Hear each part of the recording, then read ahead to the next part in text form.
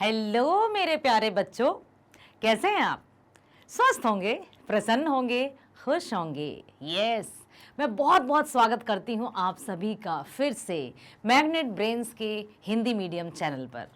बेटा, एक नए जोश के साथ, एक नए उत्साह के साथ, एक नई उमंग के साथ मैं फिर उपस्थित हूं।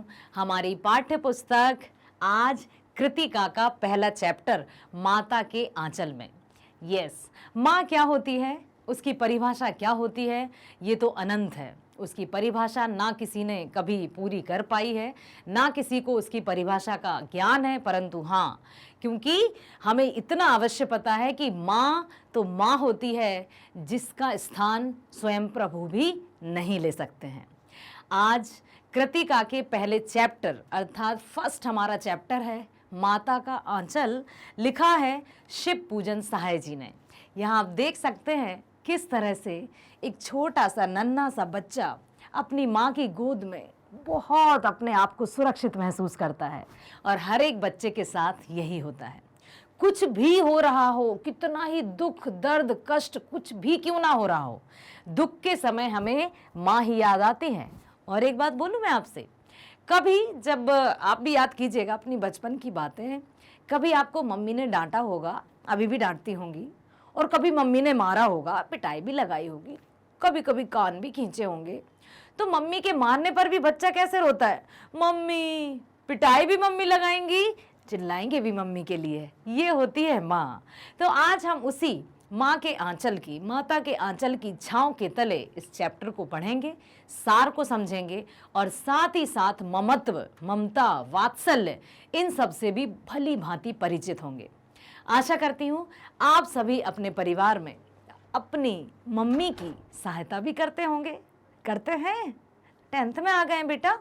छोटी छोटी काम, छोटे मोटे काम, जैसे कभी पानी भर कर दे दिया, या हमारे घर में मेहमान आए तो उनको दे दिया, या फिर कुछ घर में जो हमारे नहीं कुर्सी टेबल सोफे वगैरह रहते हैं उनके कवर सही कर दिए।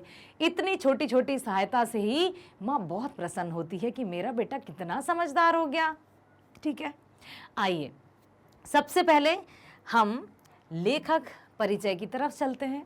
और एक बात बता दूं, इस पाठ में लेखक शिव पूजन सहाय ने अपने बचपन का और अपनी जो यादें हैं उनका जिक्र हमारे साथ किया है। उनके बचपन की यादों को हम सबके साथ साझा किया है कि किस तरह से वे बचपन में अपने पिताजी के बहुत अधिक पास थे, बहुत करीब थे। पिताजी उनको बहुत लाड़ दुलार करते थे, हमेशा अपने पिताजी के साथ ही रहा करते थे। पिताजी जब पूजा करने बैठते थे तो साथ में ये भी बैठ जाते थे। और पिताजी इनसे क्या कहते थे? भोलानाथ। भोले भाले बच्चे, तो इनको पिताजी हमेशा भोलानाथ कहकर बुलाते थे। इनका वास्तविक नाम था तारकेश्वर नाथ। ठीक है, और जब लेखन कार्य में आए तब इनका नाम हुआ शिव पूजन सहाय। याद रखिएगा, पिताजी इनको क्या कहकर पुकारते थे लेखक को? भोलानाथ। वास्तविक नाम क्या था? तारकेश्वर नाथ। लेखन कार्य में क्या नाम हुआ इनका? शिव पूजन सहाय। ठीक है, तो यहां पर सबसे पहले हम जीवन परिचय पर चलते हैं और जानते हैं कि लेखक ने कौन कौन सी उपलब्धियां प्राप्त की, लेखक की रचनाएं क्या थी। ठीक है, शिव पूजन सहाय, जन्म अगस्त सन 1893, गांव उनवास, शाहाबाद, बिहार, मृत्यु 21 जनवरी सन 1963, पटना। हिंदी के प्रसिद्ध उपन्यासकार, कहानीकार, संपादक और पत्रकार थे ये। उन्हें साहित्य एवं शिक्षा के क्षेत्र में सन 1960 में पद्म भूषण से भी सम्मानित किया गया था। ठीक है, साथ ही साथ अब जानेंगे कि उनकी शिक्षा दीक्षा कहाँ हुई। प्रारंभिक शिक्षा आरा, बिहार में हुई। फिर 1921 से कलकत्ता में पत्रकारिता आरंभ की। 1924 में लखनऊ में प्रेमचंद के साथ, मुंशी प्रेमचंद के साथ माधुरी का संपादन किया। सन 1926 से 1933 तक काशी में प्रवास और पत्रकारिता तथा लेखन किया। सन 1934 से 1939 तक पुस्तक भंडार लहेरिया सराय में संपादन कार्य किया। फिर सन 1939 से 1949 मतलब 10 वर्षों तक राजेंद्र कॉलेज छपरा में हिंदी के प्राध्यापक भी रहे। 1950 से 1959 तक पटना में बिहार राष्ट्र भाषा परिषद के निदेशक रहे। सन 1962 में भागलपुर विश्वविद्यालय द्वारा डीलिट की मानद उपाधि भी प्राप्त की। सोचिए, अपने संपूर्ण जीवन काल में उन्होंने कितना कुछ योगदान दिया हिंदी साहित्य को। तो ऐसे लेखक के जीवन परिचय और ऐसे लेखक के जीवन काल जिन्होंने अपना बचपन हमारे साथ साझा किया है, आज हम उनके बचपन में जाएंगे और साथ ही साथ उनकी जो अटखेलियां रहती हैं मित्रों के साथ, मित्र मंडली में जो उनकी बातें होती थीं और किस तरह से उनके पिताजी उनको लाड़ दुलार किया करते थे, किस तरह से माँ उनको खिलाने के लिए एक एक निवाला खिलाने के लिए उनके पीछे पीछे भागा करती थी। कृष्ण और यशोदा का दृश्य याद आया? सीरियल्स देखे होंगे, देखे हैं ना, जब वो कुछ खिलाती थी या माखन चुरा कर कृष्ण कैसे भागते थे। और जब माँ कहती थी, माँ यशोदा कहती थी कि क्या खाया नंद लाला, मुंह खोलो, तो वो क्या कहते थे? मैया मोरी मैं नहीं माखन खायो, है ना, इस तरह से वो कहते थे, मैं नहीं माखन खायो। मतलब एक पंक्ति में उन्होंने हाँ भी किया है और ना, मतलब मैया मोरी मैंने ही माखन खाया, ठीक है, मैया मोरी मैं नहीं माखन खाया, ठीक है। तो यहाँ पर बहुत सुंदर तरीके से विराम चिन्हों का उपयोग करते हुए हम समझते हैं कि एक पंक्ति में जो मनमोहन थे जो छलिया थे, किस तरह से अपनी माँ को भी चक्कर में डाल देते थे और उनकी बातों से माँ यशोदा भी गदगद हो जाती थी और सब भूल जाती थी, ठीक है। तो अब चलते हैं हम, देखिए सबसे पहले हम देखते हैं पुनः माँ और बच्चे के एक सुंदर से चित्र को, जिसमें माँ अपनी संपूर्ण ममता बरसाती हुई अपने पुत्र के ऊपर। संतान और माँ, पुत्र या पुत्री जो भी, बच्चों का माँ के साथ एक ऐसा संबंध रहता है जो हृदय से रहता है, क्योंकि बच्चे माता की आंखों का तारा होते हैं। आपने सुना होगा कि माँ की आंखों का तारा या आंखों का तारा होना, अर्थात हर बच्चे अपनी माता पिता की आंखों का तारा होते हैं, जिगर का टुकड़ा होते हैं। माँ की जो जिगर अर्थात हृदय का टुकड़ा होते हैं बच्चे। तो बेटा फिर से मैं आपसे यही कहना चाहूँगी कि उन्हें अर्थात माँ को आपकी धन दौलत शोहरत कुछ नहीं चाहिए।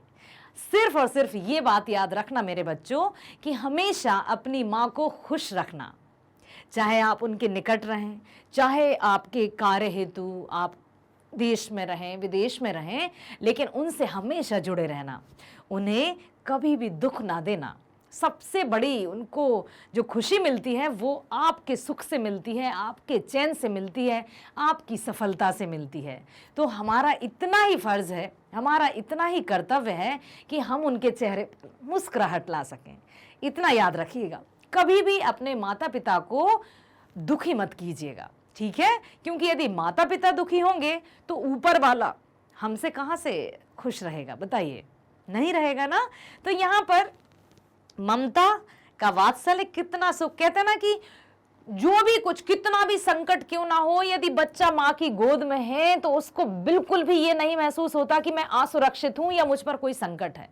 माँ सारे संकटों को अपने ऊपर ले आती है या अपने आप झेल लेती है, ढाल बनकर बच्चे के सामने खड़ी हो जाती है। लेकिन मजाल है कि माँ के सामने उसके बच्चे को कोई कुछ कह सके, और ना केवल ये मनुष्यों में होता है बल्कि आप हर एक जीव जंतुओं में देख सकते हैं, चाहे वो गाय और बछड़ा हो, है ना, या हाथी और बच्चे हों, या चिड़िया का छोटा सा चूजा हो, मुर्गी के बच्चे हों, जो भी कुछ होते हैं हर एक माँ का लाड़ दुलार आप देख सकते हैं। माँ का रूप अनंत होता है, माँ की परिभाषा अनंत होती है, उसे शब्दों में बांधा जाना असंभव सा होता है। इसलिए माँ असीमित अपरिमित, जिसकी कोई सीमा नहीं है, उसके लाड़ की उसके दुलार की यही इस पाठ में हम पढ़ने जा रहे हैं, ठीक है, तो ध्यान से सुनिएगा अच्छे से अपनी बातों को। यहां पर बहुत सारे ऐसे बातें आने वाली हैं, लेखक ने बड़े रोचक अंदाज में लिखा है, तो बीच बीच में मैं आपसे आपके अनुभवों को भी जानूंगी। ठीक है, आइए चलते हैं, ध्यान से सुनिएगा। एक चित्र और देख सकते हैं आप, यहां पर लिखा है लेखक बचपन से ही अपने पिताजी के साथ अधिक रहते थे। यहां पर लेखक शिव पूजन सहाय, भोलानाथ या तारकेश्वर नाथ, पिताजी उनको हमेशा भोलानाथ कहकर बुलाते थे। कृतिका का पहला चैप्टर आप देख सकते हैं, उसका पेज पलटिए, फ्रंट पेज, सेकंड पेज पर यह चित्र होगा, अच्छे से देखिएगा। ओके, तो लेखक बचपन से ही अपने पिताजी के साथ अधिक रहते थे। ठीक है, अपनी माताजी के साथ उनका दूध पीने तक का ही नाता था। जब पिताजी नहा धोकर पूजा करने बैठते, तब साथ ही लेखक को नहला धुलाकर अपने साथ पूजा में बैठा लेते थे। लेखक के माथे पर भभूत का तिलक लगा देते थे। उनके सिर पर तो लंबी लंबी जटाएं थीं, उस पर भभूत का तिलक लगा देने से लेखक बम बोला बन जाया करते थे। बम बोला समझते हैं? भोलानाथ, भोलेनाथ भगवान शिव, इसलिए उनके पिताजी ने उनको भोलानाथ नाम ही दे दिया था।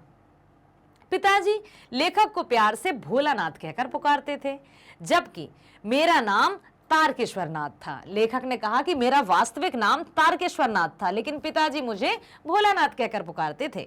मैं पिताजी को बाबूजी और माँ को मैया कहकर पुकारता था। पिताजी रामायण का पाठ करते थे तो मैं उनके पास बैठा आईने में अपना मुंह निहारा करता था। पिताजी के देखने पर शर्माकर आईने को नीचे रख देता और यह देखकर पिताजी भी मुस्कुरा देते थे। पिताजी पूजा पाठ के बाद अपनी एक रामनामा बही में राम राम लिखते थे। इसके बाद कागज के छोटे छोटे टुकड़ों पर राम नाम लिखकर और उन्हें आटे की गोलियों में लपेट देते थे। इसके बाद गंगा जी के तट पर जाकर आटे की एक एक गोली फेंक कर मछलियों को खिलाते थे। राम राम लिखकर आटे की छोटी छोटी गोलियां बना ली, आपने देखा है कभी? हाँ, और गोलियों को जाकर मछलियों को खिलाते थे। ठीक है, ये उनका काम था नियमित रूप से। उस समय मैं उनके कंधे पर बैठा होता था। पिताजी की गोली फेंक मैं हंसा करता था। जब पिताजी गोली फेंकते थे और मछलियों को खिलाते थे, जब इकट्ठी मछलियां होती थी तो मुझे बहुत हंसी आती थी। लेखक ने ये बताया है। गंगा से जब लौटते तो पिताजी रास्ते में झुके पेड़ों की डालों पर बैठाकर मुझे झूला झुलाते थे। अभी अभी आपने चित्र देखा। कभी कभी हमसे कुश्ती लड़ते थे और खुद नीचे गिर जाते थे और मैं उनकी छाती पर चढ़कर उनकी मूछें उखाड़ने लगता था। मूछें छुड़ाकर हंसते हुए चूम लेते थे, मुझसे खट्टा मीठा चुम्मा मांगते थे, है ना। मैं उनके सामने अपने गाल कर देता था। एक खट्टा चुम्मा, दूसरा मीठा चुम्मा लेते तो मूछें गड़ा देते थे। मैं झुंझला पड़ता और पिताजी बनावटी रोना रोते थे।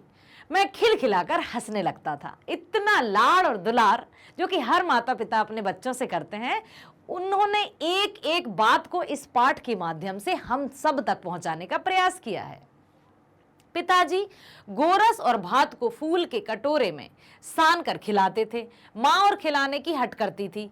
जब भी पिताजी मुझे खाना खिलाते थे तो कहते थे बस बस हो गया, तो पिताजी रख देते थे कटोरे को। तो माँ कहती थी इतने से खाने से कहाँ बच्चे का पेट भरेगा, और खिलाइए, आपको तो खिलाना ही नहीं आता है। ठीक है, 4-4 दाने का कौर देने से बच्चा समझता है कि बहुत खा लिया। वो पिताजी से हमेशा इस बात पे झगड़ा करती थी कि उसको इतने इतने से कौर खिलाते हो तो उसको लगता है मैंने बहुत खा लिया, तुम्हें कुछ खिलाना नहीं आता है मेरे बच्चे को। ठीक है, बच्चे को भर मुंह खिलाना चाहिए। माँ खुद खिलाने लगती और कहती कि महतारी के हाथ से खाने पर बच्चों का पेट भरता है। महतारी मीन्स माँ, मैया। ठीक है, माता खिलाती और कहती कि यह तोता के नाम का कौर है और यह कबूतर के नाम का कौर है। ऐसे खूब खिला देती। तब पिताजी खेलने के लिए कहते, हम खेलने निकल जाते। जब कभी वो खिलाती तो पता है कैसे कहलाती थी?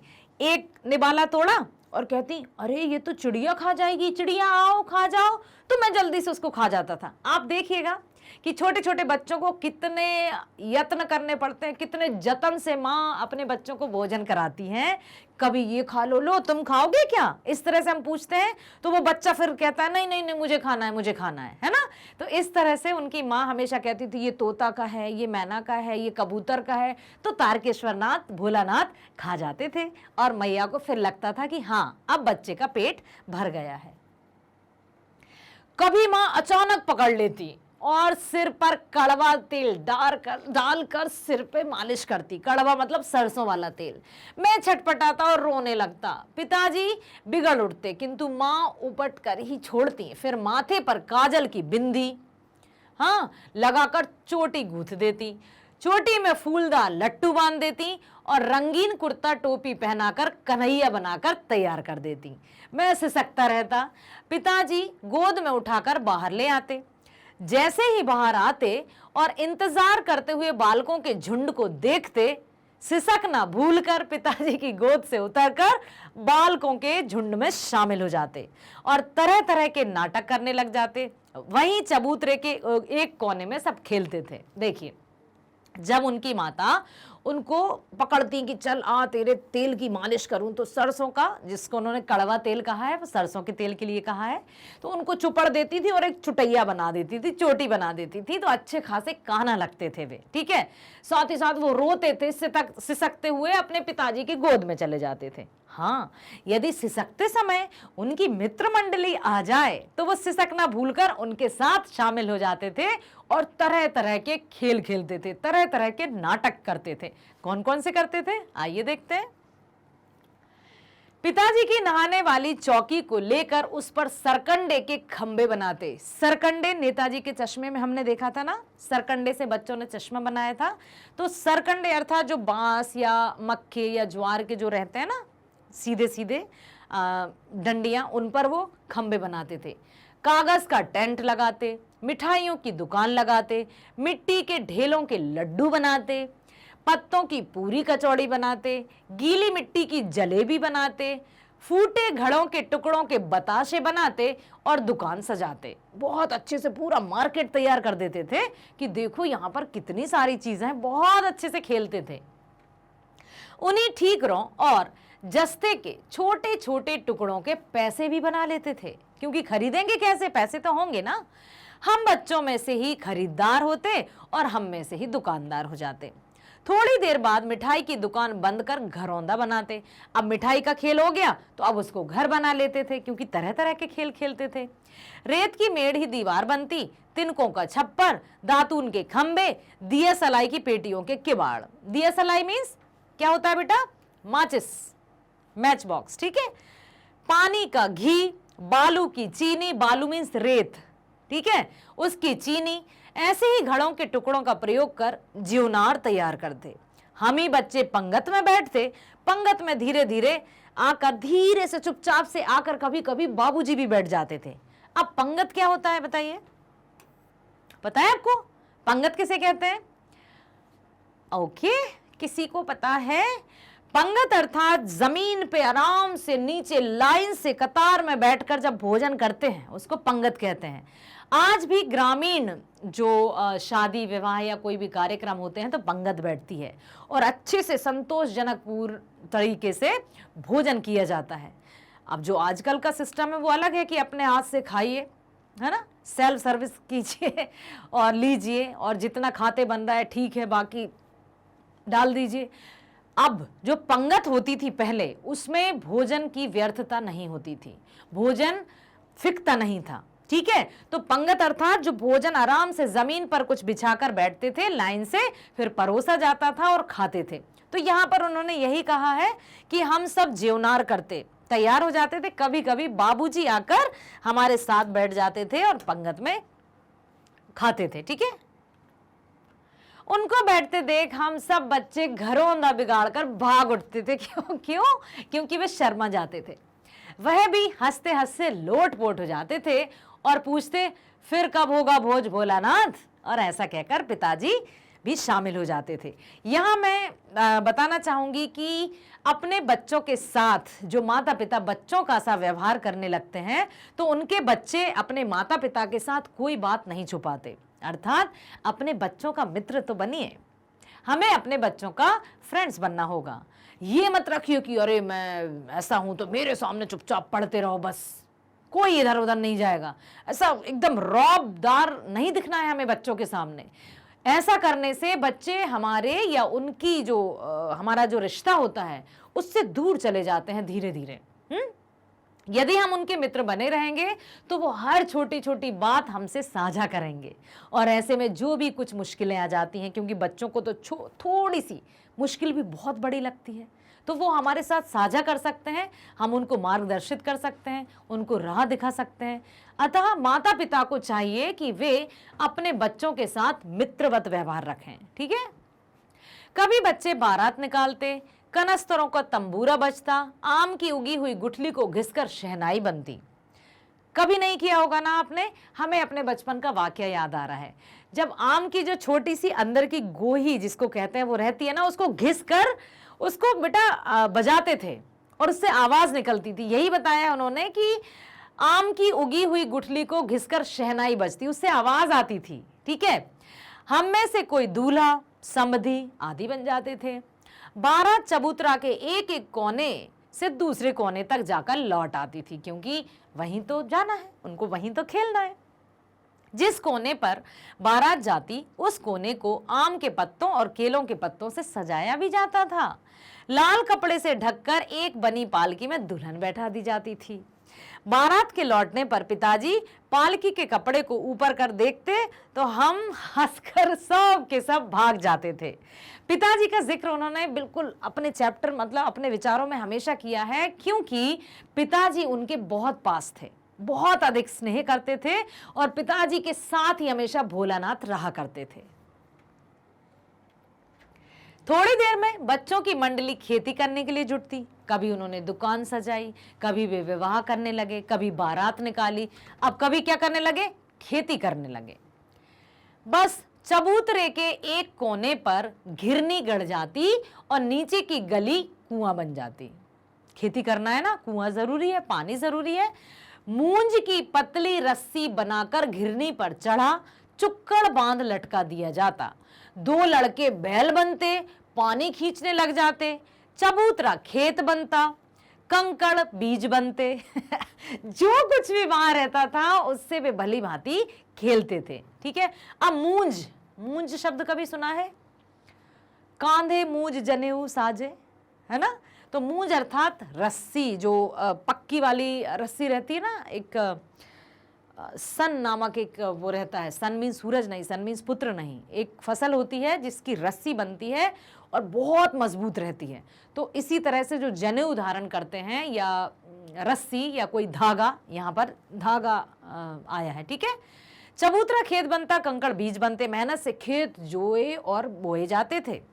फसल तैयार हुई, हाथों हाथ काट लेते, उसे एक जगह रखकर पैरों से रौंदते, क्योंकि वो देखते थे ना कि फसल कटने के बाद खलिहान में आई। पहले खेत में फसल को काटा गया, फिर खेत से खलिहान में लाया गया। अब जो फसल आई उसको रौंदना भी तो पड़ेगा। पहले थ्रेशर्स या ये सब नहीं हुआ करते थे, तो पहले बैलों से रौंदा जाता था फसलों को, बैलों को चलाया जाता था और फिर उसको रौंदा जाता था। फिर एक तीन इस तरह का ऐसा रहता था, उस पर चढ़कर बहुत बड़ी सी डलिया में रखकर उसको उड़ाया जाता था फसल को। फिर भूसा भूसा उड़ जाता था और फसल जो बीज रहता था वो यहाँ पर आ जाता था। ठीक है। तो ऐसा ही कुछ वो करते थे। अब क्या हुआ, उसे एक जगह रखकर पैरों से रौंदते, मिट्टी के बने कटोरे से उसे औसाते, मिट्टी के बने दियों के तराजू बनाकर तौल कर राशि तैयार करते थे। भाई अब बेचना भी तो है। ठीक है। बाबूजी पूछते, इस साल खेती कैसी रही भोलानाथ? हम सब रस्सी छोड़कर भाग जाते। इस तरह खेल खेलते देखकर बटोही भी रुक जाते। बटोही मीन्स राहगीर। जब हम खेलते थे तो जो चलकर आते जाते हैं ना रास्ते पे लोग, वो भी हमें देखने लग जाते थे, क्योंकि हम इतने मजे से जो खेलते थे। आप भी खेलते होंगे। आप किस तरह के खिलौने से खेलते हैं बताइए? आप कौन कौन से गेम्स खेलते हैं? अभी की बात नहीं कर रही हूं, बचपन में क्या क्या खेला आपने वो बताना है। अगर किसी दूल्हे के आगे पालकी को देख लेते तो खूब जोर से चिल्लाते, रहरी में रहरी पुरान रहरी, डोला के कनिया हमार महरी। एक बार ऐसा कहने पर एक बूढ़े वर ने हम बच्चों को बहुत दूर तक खदेड़ कर ढीलों से मारा था, क्योंकि वो उनको चिढ़ाते थे। उस खूसट खब्बीस की सूरत लेखक को अब तक याद है। ना जाने किस ससुर ने वैसा जमाई ढूंढ लिया, वैसी शक्ल का आदमी हमने कभी नहीं देखा। एक बार वो अपने बचपन की बात बताते हैं, वाकया शेयर करते हैं कि एक बार दूल्हा सचमुच की बारात जा रही थी और कोई बुढ़ा सा दूल्हा था, उनको वो सारे बच्चे चिढ़ाने लगे थे और वो बच्चा पालकी से उतरकर उनके ऊपर कंकड़ पत्थर बरसाने लगा था, बहुत दूर तक खदेड़ा था। तो लेखक कहते हैं कि उस दूल्हे का चेहरा अभी तक नहीं भूल पाते हैं और साथ ही साथ ये भी कहते हैं कि कौन से ससुर को ऐसा जमाई चाहिए था, क्यों ऐसा जमाई ढूंढा। ठीक है, एक बार जोर की आंधी आई और हम सब आम के बाग की ओर दौड़ चले। आकाश काले बादलों से ढक गया, मेघ गरजने लगे, बिजली कौंधने लगी, ठंडी हवा सनसनाने लगी चारों तरफ, बहुत तेज आंधी। ठीक है, पेड़ झूमने लगे और जमीन को छूने लगे। अब क्या आई, 1 पैसा की लाई बाजार में छितराई, बरखा उधरे बिलाई। अब वो क्या मानते थे कि यदि हम ऐसा ये कहेंगे तो बारिश नहीं होगी और हम लोग सुरक्षित घर पहुंच जाएंगे। क्या कह रहे हैं, 1 पैसा की लाई बाजार में छितराई, बरसा उधर बिलाई, मतलब वर्षा नहीं होगी, छुप जाएगी। लेकिन हुआ क्या, वर्षा ना रुकी, मूसलाधार वर्षा होने लगी। हम पेड़ों की जड़ों से सट गए। पेड़ों से सट गए मतलब आपको चिपको मूवमेंट याद है ना, किस तरह से वहां की स्त्रियों ने पेड़ों से सटकर पेड़ को काटने से बचाया था, काटने से रोका था, पर्यावरण को सुरक्षित रखने का एक बहुत बड़ा उदाहरण उन्होंने दिया था। तो यहाँ पर इतनी अधिक आंधी आई, मूसलाधार बरसात होने लगी कि लेखक ने कहा कि हम लोग सब पेड़ों से सटकर चिपककर खड़े हो गए। थोड़ी देर में वर्षा थम गई। वर्षा थमते ही बाग में बिच्छू नजर आने लगे। गांव का माहौल था, बिच्छू नजर आने लगे। आप लोगों ने देखे हैं कभी बिच्छू? हाँ, किस तरह से होते हैं कुछ, अब मुझे तो पता नहीं, लेकिन फिर भी सोचती हूँ इस तरह से बिल्कुल ऐसा ही बिच्छू होता है ना, इस डंक से वो काट खाता है तो जहर चढ़ जाता है। तो वहां पर देखा कि बरसात के समय बिच्छू निकलने लगे। अब बच्चे क्या करें, डर भी रहे हैं, बरसात भी है, घर भी दूर है, आंधी भी चल रही, क्या करें, बच्चे बड़े परेशान। वर्षा थमते ही बाग में बिच्छू नजर आने लगे। हम डरकर भागने लगे। हम में से एक बालक था बैजू, थोड़ा हमसे बड़ा था लेकिन वो बड़ा चालाक था। हम भागे जा रहे थे, संयोग से रास्ते में मूसन तिवारी मिल गए। बैजू ने चिढ़ाया और कहा, बुढ़वा बेईमान मांगे करेले का चोखा। अब देखिए, यहां पर जो बैजू था बड़ा चालाक था और हर एक ग्रुप में एक ना एक बच्चा तो चालाक रहता ही है। साथ ही साथ जो झुंड था बच्चों का वो छोटा छोटा था, बैजू थोड़ा उनसे बड़ा था, तो चालाकी वो करता और वो भाग जाता, बेचारे बच्चों को भुगतना पड़ता था। एक बार उनके टीचर मूसन तिवारी उनके अध्यापक थे, वे मिल गए और फिर क्या हुआ, हम लोगों ने भी उसी के सुर में मिलाते हुए चिल्लाना शुरू कर दिया। पहले बैजू चिल्लाया, बुढ़वा बेईमान मांगे करेले का चोखा। टीचर शिक्षक थे मूसन तिवारी और वो चिल्लाने लगा तो हम भी उसके साथ साथ चिल्लाने लगे। उन्हें क्या था बेचारे कि क्या होने वाला है। अब मूसन तिवारी हम लोगों के पीछे दौड़े और हम अपने अपने घर की ओर भाग चले।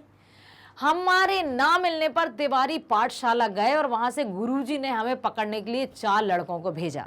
ठीक है, जैसे ही हम घर पर पहुंचे वैसे ही 4 लड़के 4 सिपाही आधम के और क्या कहने लगे, और देखिए बेटा जो चालाक था बैजू वो तो भाग गया और मैं पकड़ा गया। चूंकि लेखक थे छोटे से भोलानाथ, उनको पकड़ लिया गया और बैजू जिसने शुरुआत की थी वो भाग गया।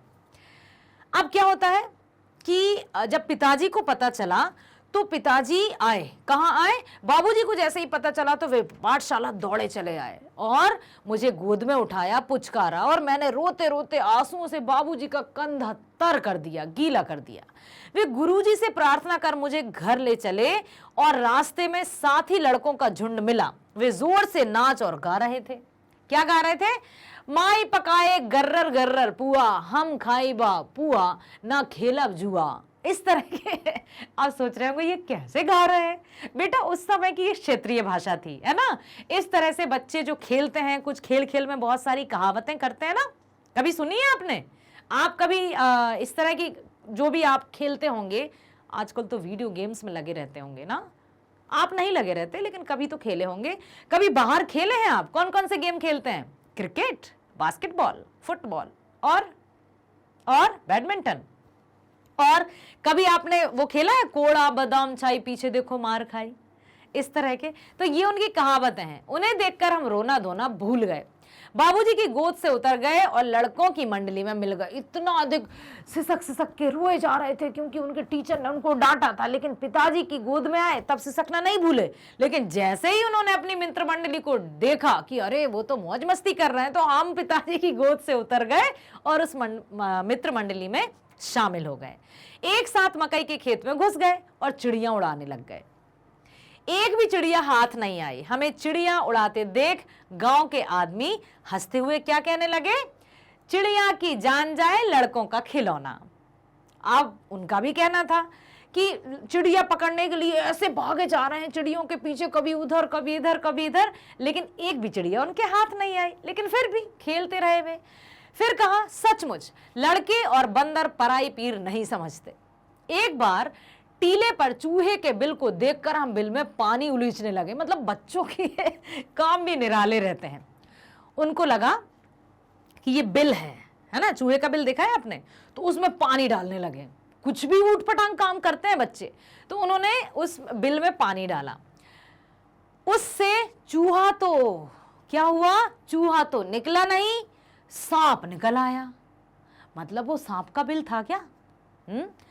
हम डरे और रोते चिल्लाते भाग चले, जहां तहां गिरे, सारा शरीर लहू लुहान हो गया, पैरों के तलवे कांटों से छलनी हो गए। मैं घर की ओर भागा। बाबूजी ओसारे में हुक्का गुड़गुड़ा रहे थे। उन्होंने बहुत पुकारा, पर मैंने माँ की गोद में शरण ली। मैं उनके आंचल में छिप गया। माँ सब काम छोड़कर रो पड़ी और भय का कारण पूछने लगी। कभी अंग भरकर दबाती और कभी मेरे अंगों को अपने आंचल से पहुंचकर चूम लेती। बड़े संकट में पड़ गई, है ना। झटपट हल्दी पीस कर लगाई। जो घाव हो गए थे क्योंकि गिरे पड़े जा रहे थे ना, सांप जो दिख गया था, सांप ससक से कहते जा रहा है। माँ बड़ी चिंतित कि क्या हुआ भोलानाथ, लेकिन वो इतना रोए जा रहे थे कि माँ को कुछ समझ में नहीं आ रहा था कि हुआ क्या। तो उन्होंने चोट पर हल्दी पीस कर लगाई। मैं सा करते हुए माँ के आंचल में छिप गया। सांप कहने की कोशिश कर रहे थे, ठीक है। घर में कोहराम मच गया। सारा शरीर कांप रहा था, रोंगटे खड़े हो गए थे। आंखें खोलना चाहते थे पर आंखें खुल ही नहीं रही थीं। मेरे कांपते हुए होंठों को देखकर मां रोती और बड़े लाड़ से गले लगाती। इसी बीच बाबूजी दौड़े आए, मां की गोद से मुझे लेने लगे, पर मैंने मां के आंचल की प्रेम और शांति के चंदोबे की छाया ना छोड़ी। माना पिताजी उनको बहुत अधिक स्नेह करते थे। माना पिताजी उनके साथ हमेशा रहते थे, लेकिन फिर भी वो माँ के आंचल में ही छुपे रहे, माँ के पास ही रहे और माँ का आंचल उन्होंने नहीं छोड़ा। पिताजी के बहुत कहने पर कि आओ भोलानाथ क्या हुआ, उनकी बात नहीं सुनी और माँ के पास रहे। ठीक है, आया ना बच्चे समझ में कि जो माँ की कथा है वो अनंत काल से चली आ रही है। माँ जननी है, माँ हमारी जन्मदात्री है। तो बेटा हमें अपने जीवन में हमेशा स्त्री जाति का सम्मान करना है, एक अच्छा व्यक्ति बनना है, एक सभ्य नागरिक बनना है, एक ऐसा व्यक्ति बनना है जिस पर हमारी माँ को गर्व हो। माँ गर्व से कहे कि हाँ ये मेरा बेटा है, ये मेरा बच्चा है। मुझे अपने, कहते हैं ना कि उसे कुछ नहीं चाहिए। यदि आप एक अच्छे व्यक्ति बन जाएंगे, एक आप सम्मानीय नागरिक बन जाएंगे, तो माँ को लगेगा कि मुझे दुनिया की सारी दौलत मिल गई। आपकी सफलता में उसकी सफलता ढूंढती है, आपकी खुशियों में उसे अपनी खुशी नजर आती है। अतः ध्यान रखिएगा कि समाज में जिस तरह से पुरातन काल से चला आ रहा था, स्त्रियों की कितनी दयनीय स्थिति थी। हमने एक कहानी यह भी पढ़ी थी, है ना, क्षितिज का पाठ पढ़ा था ना। उसके बाद हमने स्त्री शिक्षा के विरोधी कुतर्कों का खंडन भी देखा था। कितनी मुश्किलों के बावजूद आज स्त्री, लड़कियां, महिला अपना स्थान बना पाई हैं। तो उस स्थान को, उस सम्मान को हृदय से सम्मान देना है। स्त्री जाति का हमेशा सम्मान करना है, क्योंकि माँ जिसने हमें जन्म दिया वो स्त्री ही है। ठीक है, तो हर एक बेटी, बहन, स्त्री का हमेशा सम्मान कीजिएगा, नजरों से, आत्मा से सम्मान कीजिएगा। यदि हम माँ या स्त्री का सम्मान करेंगे तो परमात्मा हमारे सम्मान का ध्यान रखेंगे। ठीक है, ओके। तो अभी हमने देखा हमारी कृतिका, जो कि हमारी पाठ्य पुस्तिका है, पूरक पाठ्य पुस्तिका। कोर्स ए का ही, ठीक है। उसमें हमने माता का आंचल पढ़ा। यहाँ पर लेखक ने अपने बचपन की कई सारी बातें और बहुत सारी घटनाएं हम सबके साथ साझा की। पिता के साथ उनका संबंध बहुत गहरा था, फिर भी संकट के समय उन्होंने अपने माँ की गोद को नहीं छोड़ा। उनको क्या, हर एक बच्चा अपने आप को माँ के आंचल में ही सुरक्षित पाता है, ठीक है। तो ये सब हमने देखा। अब मैं आपसे कहना चाहूंगी कि मैग्नेट ब्रेन्स पर जो भी आपको पढ़ना हो, चाहे सीबीएसई इंग्लिश मीडियम पढ़ना हो, चाहे सीबीएसई हिंदी मीडियम पढ़ना चाहते हैं, या स्पोकन इंग्लिश संबंधी वीडियो देखना चाहते हैं, या फिर प्रतियोगी परीक्षाएं, ओलंपियाड, एनटीएससी, जो भी वीडियो जानना चाहते हैं, यूपी बोर्ड संबंधी जानकारी चाहते हैं आप, तो वो सारे के सारे वीडियो आपको मैग्नेट ब्रेन्स पर मिलेंगे, वो भी एकदम फ्री। जाएंगे कैसे मैडम? एकदम नहीं मिलते ना, बताती हूं कैसे जाना है। सबसे पहले आप इंटरनेट, तो बिल्कुल भाई आप तो बड़े अच्छे बच्चे हैं, स्मार्ट बच्चे हैं, तो जो भी डिवाइस आपके हाथ में होगा सबसे पहले टाइप कीजिए उसमें magnet brains. Magnet brains type करेंगे तो आपके सामने बहुत सारे ऑप्शंस आएंगे। क्या पढ़ना चाहते हैं आप? क्लास 10th में है तो 10th का ही पढ़ेंगे। CBSE English medium, Hindi medium, क्या पढ़ना चाहते हैं? ओके, आपको सीबीएसई हिंदी मीडियम संबंधी वीडियोस चाहिए, तो आपने यहां पर क्लिक किया। सीबीएसई हिंदी मीडियम क्लिक करते ही आपकी स्क्रीन पर इस तरह से आपके पसंदीदा विषय आ जाएंगे, साथ ही साथ आपके विषय अध्यापक और अध्यापिकाएं भी नजर आ जाएंगी, ठीक है। अब इन सब के लिए आपको क्या करना पड़ेगा? जिस भी विषय को पढ़ना है उस पर जस्ट क्लिक करना है। हिंदी पढ़ना है, ओके, हिंदी पर क्लिक करते ही आपके सामने आ जाएगा हिंदी से संपूर्ण जानकारी रखते हुए ये पेज, ये स्क्रीन। क्या पढ़ना है आपको? आज तो हमने कृतिका भी पढ़ी ना, तो क्षितिज पढ़ना है, कृतिका पढ़ना है, क्या पढ़ना है? कोर्स ए की पुस्तकों से संबंधित पाठ पढ़ना है, या कोर्स बी की पुस्तक से संबंधित हमें कोई चैप्टर पढ़ना है, कहानी पढ़ना है, या उसके बहुविकल्पीय प्रश्नों को जानना है, सब कुछ एक ही प्लेटफॉर्म पर मिलेगा, मैग्नेट ब्रेन्स पर मिलेगा बेटा, वो भी एकदम फ्री, ठीक है। ओके, आप कह रहे हैं मैडम पहले पाठ्यक्रम ही जान लें। पाठ्यक्रम जान लेंगे तो हम आसानी से एक स्ट्रक्चर्ड यहां पर हमारा हो जाएगा मस्तिष्क में कि अब हमें ये पढ़ना है, ये इतना इतना है वेटेज, इस आधार पर हम पढ़ेंगे। बिल्कुल सही समझ रहे हैं आप। तो आप पाठ्यक्रम पर जाइए। पाठ्यक्रम पर जाएंगे तो आपको हिंदी से रिलेटेड यहां पर एक स्क्रीन दिखाई देगी, आपकी स्क्रीन पर पिक्चर दिखाई देगी जिसमें 4 बुक्स आएंगी। घबराइए मत, 4 बुक्स आपके लिए ही नहीं है, लेकिन वो किस तरह से है? जिस विद्यालय में, आप जिस स्कूल में पढ़ते हैं, मान लीजिए कोर्स ए पढ़ते हैं, आप हिंदी कोर्स ए पढ़ रहे हैं, तो 2 पुस्तकें हैं। कौन कौन सी? क्षितिज और कृतिका। यदि आपके स्कूल में कोर्स बी पढ़ाया जाता है तब भी आपके पास 2 बुक हैं। कौन कौन सी बुक्स हैं? एक है स्पर्श, दूसरी है संचयन। और इन चारों पुस्तकों के हर एक पाठ को, हर एक कविता को इस वीडियो में शामिल किया गया है। हर एक लेखक के साथ उस पाठ का जो शीर्षक है उसके साथ ही हमने डिस्क्रिप्शन दिया है, विवरण दिया है कि इस पाठ या इस कविता में आप क्या पढ़ने वाले हैं। यदि आपने ये वीडियो देख लिया तब आप समझ जाइएगा कि आपको पाठ्यक्रम संबंधी कोई भी डाउट नहीं होगा, और आने वाले जो आपके जूनियर्स रहेंगे उनको भी आप बता सकते हैं कि ये होता है। और ओके, नहीं आ रहा ना, लो मैग्नेट ब्रेन्स पर जाओ और देखो सिलेबस। तो ये स्मार्टनेस के साथ आपको काम करना है, ठीक है। बने रहना है मैग्नेट ब्रेन्स पर, क्योंकि ये आपको देता है एकदम मुफ्त शिक्षा। कोई चार्ज नहीं है, कोई आपको पेड सब्सक्रिप्शन नहीं लेना है, वो भी कभी नहीं बेटा। 6 to 12th ऑनलाइन एजुकेशन एकदम फ्री बेटा, एकदम फ्री। क्या मिलता है फ्री में? कुछ नहीं, लेकिन हाँ, मैग्नेट ब्रेन्स देता है आपको स्कूली शिक्षा एकदम फ्री, मुफ्त, 100% फ्री। करना क्या है मेरे प्यारे बच्चों? आपको लाइक करना है, सब्सक्राइब करना है और अधिक से अधिक शेयर करना है। शेयर करना मत भूलिएगा अपने फ्रेंड्स को, अपने जहां कहीं भी हो। मोबाइल से तो हमारे बहुत सारे कॉन्टैक्ट्स हैं ना आपके, सबको शेयर कीजिए, सबको शेयर कीजिए, और अपनी तरफ से आप बोलिए कि हाँ, मैं मैग्नेट ब्रेन्स पर देखता हूं वीडियो, हिंदी के और जो भी विषय आपके पसंद सबके। तो आपकी बात आपके फ्रेंड्स टालेंगे क्या? नहीं टालेंगे ना, क्योंकि आप उनके बहुत अच्छे फ्रेंड्स हैं और आप मेरे बहुत अच्छे बच्चे हैं, बहुत अच्छे स्टूडेंट्स हैं, तो आप मेरी बात भी नहीं टालेंगे। यस, तो लाइक कीजिए, सब्सक्राइब कीजिए, शेयर कीजिए। नेक्स्ट वीडियो में हम इसी पाठ के प्रश्न उत्तरों के साथ मिलेंगे, प्रश्न अभ्यास के साथ मिलेंगे। तब तक के लिए नमस्कार, खुश रहिए, स्वस्थ रहिए।